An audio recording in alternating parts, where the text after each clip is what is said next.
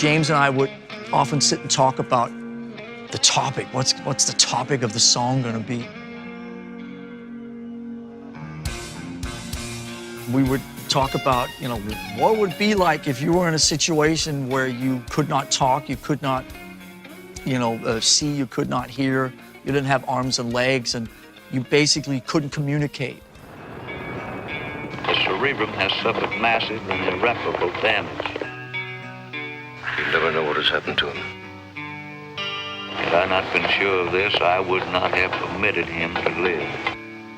Where am I? Father? The song is based on the movie Johnny Got His Gun. But aside from that, the song, the music, the arrangement, it's very cinematic. I mean, you can close your eyes and just very easily visualize what James is singing about, what the lyrics are suggesting. Every part of the song has a visual component to it, I find. And it just keeps on adding visual components through music and builds and builds. So when you get to the end, you know, you're hearing it, but you're also kind of seeing it in your mind.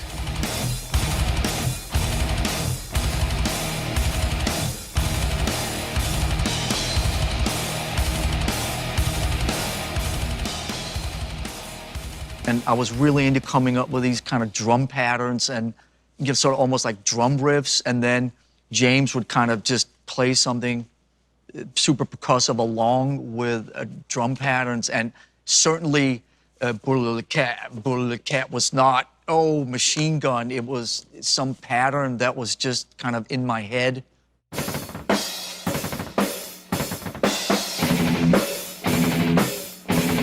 Things happen for a reason, and then you come back and you, oh, that is machine gun fire, you know?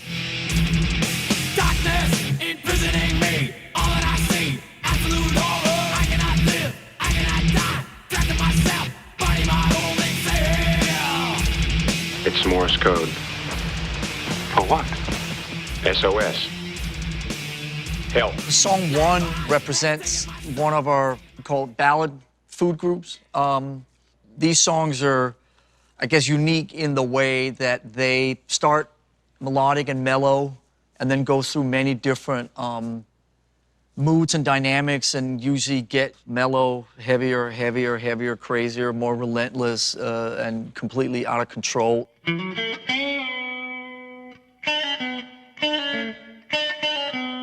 I know the end of the song, very different than the beginning. Obviously, there's a couple of cycles of picking and, you know, more of a heavy open chord thing. And then at the end of the song, it goes to the, and then from there on out, it's okay. You're in full physical mode. And the picking part, you know, I can't remember anything. Yeah.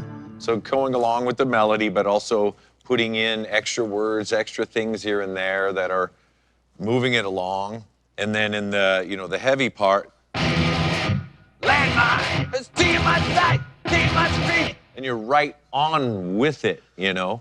It's an instrument on its own it's helping move certain parts along, and then you get to join up with the stuff where you just can't sing anything else there. Everything is just going, you know, you have to just join that. Or else you kind of get lost, you know, or, yeah, join the crowd. That's another kind of a cool uniqueness to the song 1, where it's not the traditional, oh, there's not really a B part in this, you know, it just goes verse right into a short chorus, and then it moves on.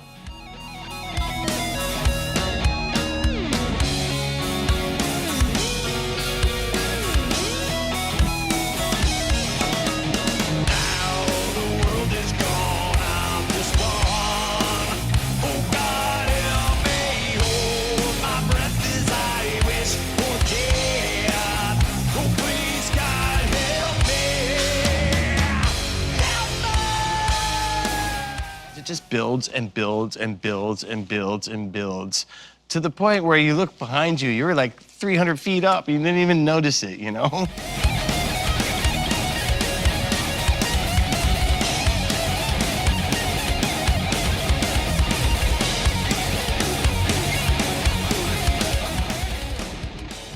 This song obviously takes you on a journey. So there's a variety of featured moments in that song. It's not like one featured moment, there's like 10 featured moments. So as a bass player, you're like a boxer. You're kind of dodging and weaving, and you're trying to pick your places. For instance, like on, say, the mellow part.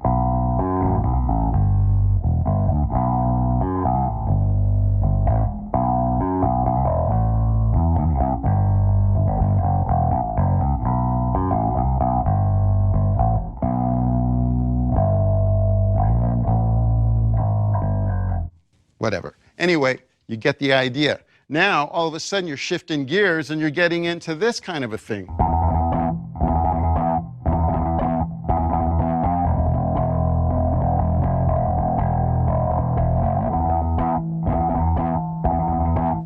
You're going there. So, what is that? That is very unique style of songwriting. It's kind of like you're in a race car and you're shifting gears. You're slowing down on the turns, you're speeding up, you're kind of doing that whole thing.